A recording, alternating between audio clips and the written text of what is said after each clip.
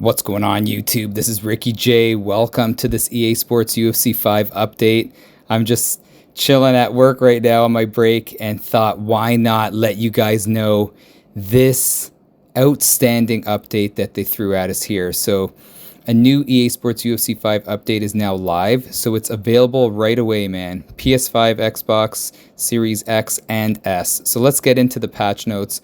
I got a phone call from one of my good buddies who plays this game all the time, and he's like, this is an absolute game changer. Number one, because of this right here, brother. Increase the long-term stamina cost strikes in the stand-up game. This is hopefully going to tone down, oh my gosh, man, the spamming that goes on online. Those block breaking guys that come in there and just bulldoze right through you. Now, if you're going to throw punches like a maniac, you're going to pay for it, not just in your short-term stamina, but in your long-term stamina as well. I'm hoping it brings back the days of the UFC 3 days where you have to be very economical with your punches. If you start whiffing and throwing at air, you're going to pay for it in the second round and beyond, hopefully in the first round too. So it's going to add more strategy and less rock'em sock'em robots. Check this out here. Fixed an issue that applied too much vulnerability on the return from side sways. Man, flash KOs were happening a little too quickly, a little too often, man. There will now be a lot less vulnerability, even significantly less than in UFC 4, which was our intent along with the sway buffs at launch. So that's good, man. Fixed an inconsistency between the different types of jabs and straights. Not too sure. Like, what does that mean? Fix an inconsistency between the different types of jabs and straights? The regular version's skin had received some nerfs at launch, but these hadn't been applied to the alternate versions. All versions now have the proper nerfs. Okay, remove the stamina drain applied to the submissive fighter in the headlock. The standing guillotine. I remember that happened back when UFC 4 was at launch. Everybody was cheesing it up, draining your stamina and then choking you out. So they fixed that. I wonder why they didn't fix that before UFC 5 was dropped. But it's good that they got to that, man. The dominant fighter still has their stamina drained. This is likely to encourage the strategy of starting the guillotine submission right away. Oh, cool. So the dominant fighter still has their stamina drained.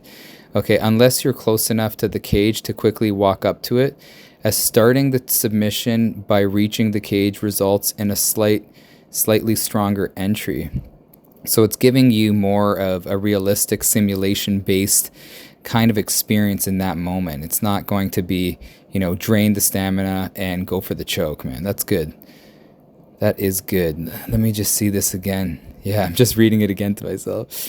This is great stuff, man. I want to see a simulation-based game, man. I want to see realism. Decreased how frequently the AI spins and uses spin strikes, okay?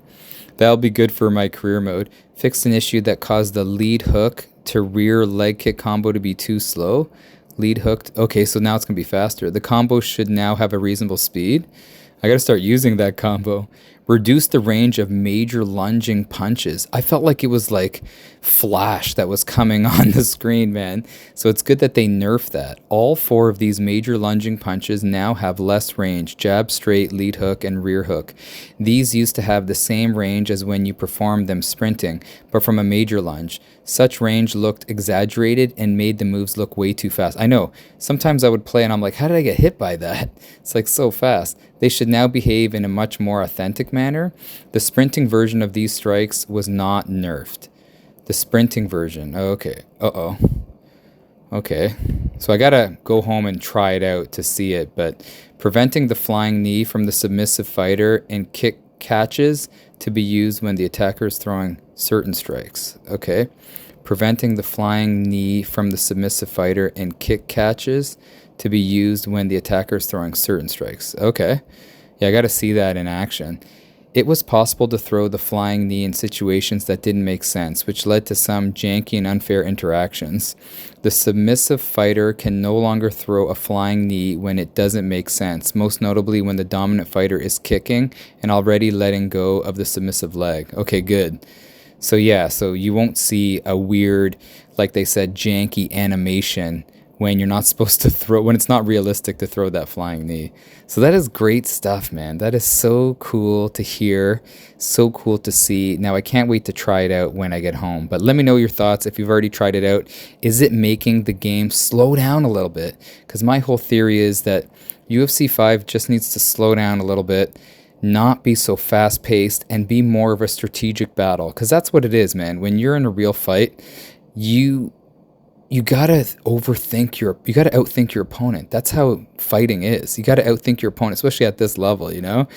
And hopefully that's implemented in this game. So it's not just rock 'em, sock 'em, throw my combos that I've memorized. It's gotta be where you react to situations that's live in the game and try to adapt. That's what separates the great players from the guys like me in the middle of the pack, if you know what I mean. But anyways, guys, man, I'll stop rambling. I'll see you guys in the virtual octagon. Take care.